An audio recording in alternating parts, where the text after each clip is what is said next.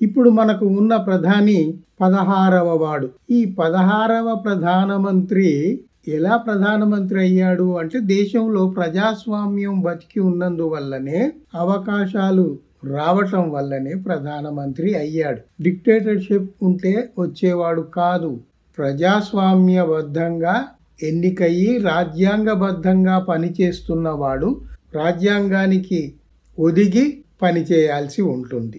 కానీ ఈ 11 ఏళ్లుగా ఆ పని జరుగుతోందా? దేశ పౌరులుగా మనం ఆలోచించాల్సిన అవసరం ఉంది. ఈ దేశ మొట్టమొదటి ప్రధాని పండిట్ జవహర్లాల్ నెహ్రూ ఈ దేశం వైజ్ఞానిక స్పృహతోనే ముందుకు పోతుంది అని చెప్పాడు. ఇప్పుడు ఈ 16వ ప్రధానమంత్రి నరేంద్ర మోడీ జవహర్లాల్ నెహ్రూ లాగా ఎలా కాగలడు? కాలేడు. ఈయన ఆర్ఎస్ఎస్ కార్యకర్త. వైజ్ఞానికం అన్నా తెలియదు, స్పృహ అన్నా తెలియదు. అలాంటి వారు ప్రధానమంత్రి, మొట్టమొదటి ప్రధానమంత్రి నెహ్రూ ఎలా కాగలడు? నెహ్రూ ఎందుకు కాలేడు అంటే నెహ్రూ లాగా దార్శనికుడు కాలేడు కదా, నెహ్రూ లాగా వెల్ రెడ్ మ్యాన్ కాలేడు కదా. డిస్కవరీ ఆఫ్ ఇండియా లాంటి ఒక పుస్తకంలో ఒక్క వాక్యం కూడా ఈయన రాయలేడు కదా.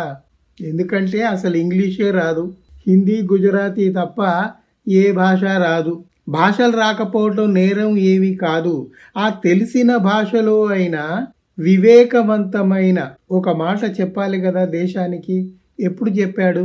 ఎంతసేపటికి మనుషుల్ని విడగొట్టి విద్వేషమైన ప్రసంగాలు చేయటం తప్ప ఎప్పుడైనా ఏమైనా చేశాడా? అక్కడ గుజరాత్ మారణకాండ, ఇక్కడ మణిపూర్ మారణకాండ జరిపినందుక మనం ఆయనను దార్శనికుడు అని బిరుదిచ్చి పిలుచుకుంటామా? పోని నెహ్రూ కాలేకపోయాడు. ఆ తర్వాత వచ్చిన లాల్ బహదూర్ శాస్త్రి లాగా కాగలడా? ఆయనకున్న సింప్లిసిటీ ఈయనకుందా? ఆయనకున్న నైతికత ఈయనకుందా?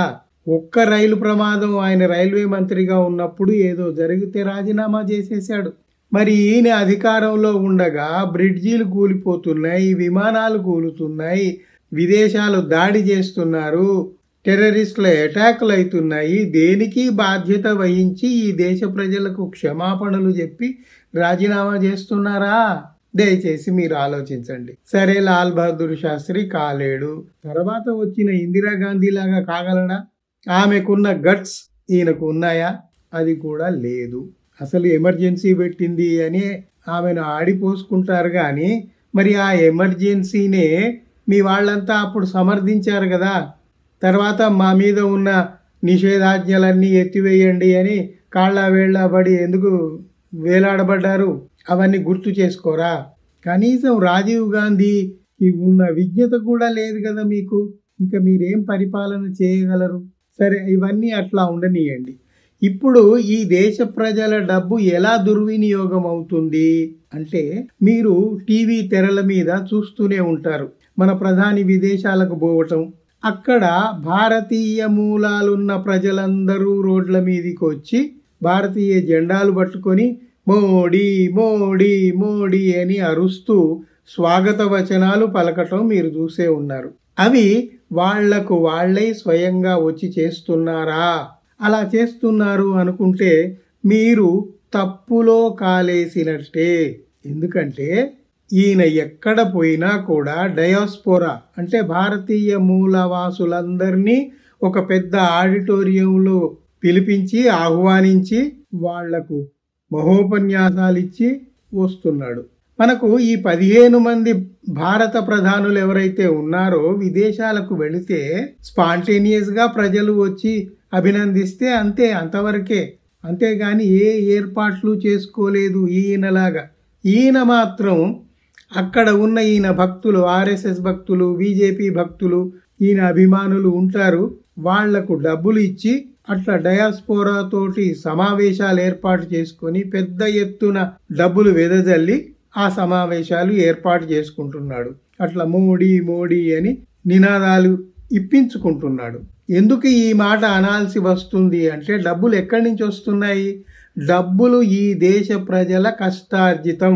ఈ డబ్బులు ట్యాక్సుల రూపంగా కడుతున్న డబ్బును తీసుకుపోయి మన ప్రధాని విదేశాలలో ఆయన వ్యక్తిగత ప్రతిష్టను పెంచుకోవటానికి సమావేశాలు ఏర్పాటు చేసి అక్కడ ఉపన్యాసాలు ఇచ్చి వస్తున్నాడు. ఇంకొకటి చూడండి, వీళ్ళు ఆ విదేశీ నృత్యకారులు భారతీయ నృత్యాలు చేస్తారు. అంటే వాళ్లకు మోడీ వస్తున్నాడు, మీరు అక్కడ ప్రదర్శించాలి కాబట్టి ట్రైనింగ్ ఇచ్చి చేపిస్తారు కదా. ఇంకొకటి చూడండి, ఆహ్వానాలు పలికేప్పుడు సంస్కృతంలో శ్లోకాలు పలుకుతూ విదేశీయ వనితలు ఆహ్వానాలు పలుకుతారు. వాళ్లకు సంస్కృతము ఇవన్నీ ఎట్లా వచ్చండి? మీరు అక్కడ నేపథ్యంలో ఉండి వాళ్లకు ట్రైనింగ్ ఇప్పించి మోడీ వస్తున్న ఒక ప్రదర్శన ఏర్పాటు చేస్తున్నది కాదా. ఇలాంటి ప్రదర్శనలు ఎవరైనా ఎప్పుడైనా ఎక్కడైనా ఏ ప్రధానైనా చేసుకున్నాడా? ఈయనకు వ్యక్తిగత ప్రతిష్ట ఉంటే చాలు, దేశం ఏమైపోయినా ఈయనకు పర్వాలేదు. ఎందుకంటే అన్ని కోట్ల డబ్బులు తెచ్చి ఇక్కడ వెదజల్లి సమావేశాలు ఏర్పాటు చేస్తున్నాడు డయాస్పారాతో. ఏ దేశం పోతే ఆ దేశం, అరబ్ పోతే అక్కడ, జర్మనీ పోతే అక్కడ, ఏ దేశం కెనడా పోతే అక్కడ, యూకే పోతే అక్కడ, ఎక్కడ ఏ దేశానికి ఈయన ప్రోగ్రాం వేసుకొని పోయినా అక్కడ ఉన్న బీజేపీ ఆర్ఎస్ఎస్ భక్తులు ఈ సమావేశాలు ఏర్పాటు చేస్తారు. అందుకు నిధులు ఎక్కడి నుంచి వస్తున్నాయి? ఈ దేశ ప్రజల కష్టార్జితం ట్యాక్సుల రూపంగా కట్టిన డబ్బు తీసుకుపోయి అక్కడ వెదజల్లి దేశం ఏమైపోయినా పర్వాలేదని ఆయన వ్యక్తిగత ప్రతిష్ట కోసం డబ్బు ఖర్చు చేస్తున్నాడు. అరే మరి ఈ లోపలి విషయాలు ఇక్కడ మన ప్రింట్ మీడియా కానీ డిజిటల్ మీడియా కానీ ఏవి చెప్పట్లేదే అని మీకు అనుమానం రావచ్చు. ఇక్కడి మీడియా అంతా గోధీ మీడియా అయిపోయింది కదా. వాళ్ళు ఇట్లాంటి లోపలి విషయాలు తెలియజేయరంటే తెలియజేయరు. మరి మీకు ఎలా తెలుసు అని మీరు నన్ను అడగొచ్చు. నేను ఇండిపెండెంట్గా ప్రపంచవ్యాప్తంగా పనిచేస్తున్న ఇండిపెండెంట్ జర్నలిస్టులను స్టాండర్డ్గా తీసుకుంటాను, వాళ్ళ మాటల్ని విశ్వసిస్తాను. మన ఇండిపెండెంట్ జర్నలిస్టులు కెనడాలో ఉన్నారు, పోతున్నారు, అమెరికా పోతున్నారు, ఆస్ట్రేలియా పోతున్నారు, యూకే పోతున్నారు. వాళ్ళు ఈయన వెంట పోయి అక్కడ కూపీలాగి విషయాలు లాగుతున్నారు.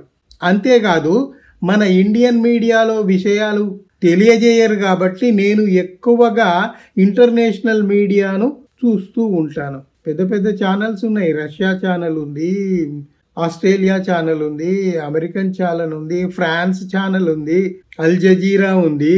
అన్ని ఛానల్స్లో ప్రపంచంలో ఏమి జరుగుతుంది అనేది వాళ్ళు నిష్పక్షపాతంగా వాళ్ళు చెప్పగలరు. ఎందుకంటే వాళ్లను ఇండియన్ గవర్నమెంట్ ఏమి కొని గోధీ మీడియా కిందికి మార్చలేదు కాబట్టి అక్కడ మనకు నిజాలు తెలుస్తాయి. సో నేను తెలుసుకున్న కొన్ని నిజాలు నా మిత్రులతో పంచుకుందామని నేను ఈ 4 విషయాలు మీతో చెబుతున్నాను. ఇందులో నిజం ఉందా అబద్ధం ఉందా అనేది మీరు కూడా విశ్లేషించి చూసుకోండి. నేను మాత్రం 100కి 100 పాళ్ళు నిజము అని నేను నమ్మితేనే, నాకు రూఢిగా నిరూపణలు దొరికితేనే నేను మాట్లాడతాను లేదా రాస్తాను. తప్పితే ఊకదంపుడు మాటలు నేను చెప్పను. దయచేసి ఈ విషయం మీరు ఆలోచించండి. ఈ దేశ ప్రజల కష్టార్జితం ఒక నాయకుడి వ్యక్తిగత ప్రయోజనాల కోసం, వ్యక్తిగత ప్రతిష్ట కోసం ఖర్చు పెట్టడం అవసరమా? మనందరికీ తెలుసు. ఇప్పుడు ఈయన వచ్చినప్పటి నుంచి ఆయన చేసే మేలంతా కార్పొరేట్లకే చేస్తున్నాడు. ఇతర దేశాల్లోకి పోయి అక్కడి కాంట్రాక్టులన్నీ ఈయన ఫ్రెండ్స్ ఎవరైతే ఉన్నారో వాళ్లకు ఇప్పియటానికే ఈయన తిరుగుతున్నాడు. దేశానికి మేలు చేయటానికి ఏమీ చేయట్లేదు. 11 ఏళ్లుగా దేశంతో ఇతర దేశాలతోటి ఏమి సంబంధాలు బలపడ్డాయి? వీళ్ళు ప్రచారం చేస్తున్నట్టుగా పాకిస్తాన్ ఏం బలహీనంగా లేదు, చైనా ఏం బలహీనంగా లేదు. ఎక్కడ ఏ దేశము వాళ్ళ బలాలు వాళ్ళు పెంచుకుంటూనే ఉన్నారు. మన దేశమే, మన దేశ ప్రభుత్వమే, ప్రస్తుత ప్రభుత్వమే ఒక విజన్ లేకుండా, ఒక విదేశాంగ నీతి అంటూ లేకుండా వ్యవహరిస్తున్నారు. అందుకే చూడండి, ట్రంప్ విపరీతంగా సుంకాలు ఎందుకు పెంచుతున్నాడు? ఈయనకు వ్యక్తిగతంగా ప్రశంసలు ఉంటే చాలు, అందువల్ల మోడీ ఈజ్ మై ఫ్రెండ్ అని ట్వీట్ చేస్తాడు. కానీ సుంకాలు మాత్రం 25, 50 పెంచుకుంటూనే పోతున్నాడు. మన దేశ విద్యార్థుల్ని దోషులుగా కాళ్లకు చేతులకు బేడీలు వేసి పంపినప్పుడు మన ప్రభుత్వం నోరు విప్పిందా? ఎందుకు విప్పలేదు? ఇట్లాంటి పరిస్థితి వచ్చినప్పుడు మనం ఇదివరకున్న ప్రధానమంత్రులు తీవ్రంగా తిప్పికొట్టారు. మీరు మమ్మల్ని డిక్టేట్ చేయలేరు, you be as a friend, that's all. మా ఇంటర్నల్ మ్యాటర్స్లో మీరు ఇన్వాల్వ్ కావద్దు అని గట్టిగా చెప్పారు. ఇందిరాగాంధీ అయినా, నెహ్రూ అయినా, ఎవరైనా, రాజీవ్ గాంధీ వరకు ఎవరైనా. మరి ఈయన ఎందుకు చెప్పలేకపోతున్నాడు?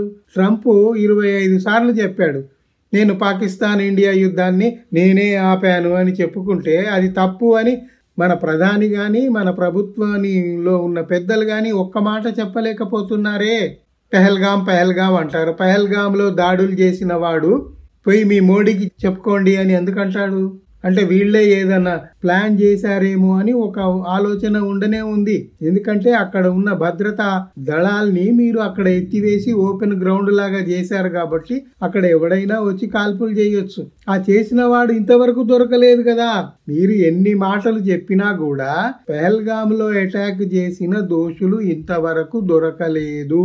అక్కడ కాశ్మీర్లో ఉన్న ఒక రిటైర్డ్ మేజర్ జనరలే పదే పదే చెప్తున్నాడు, ఇక్కడ ఇది బార్డర్ లో ఉంది కాబట్టి ఇక్కడ ఉన్న మిలిటరీ క్యాంపును ఎత్తివేసి మీరు పెద్ద పొరపాటు చేశారు అని భారత ప్రభుత్వానికి గట్టి హెచ్చరిక చేశాడు. దాని మీద సమాధానం లేదు.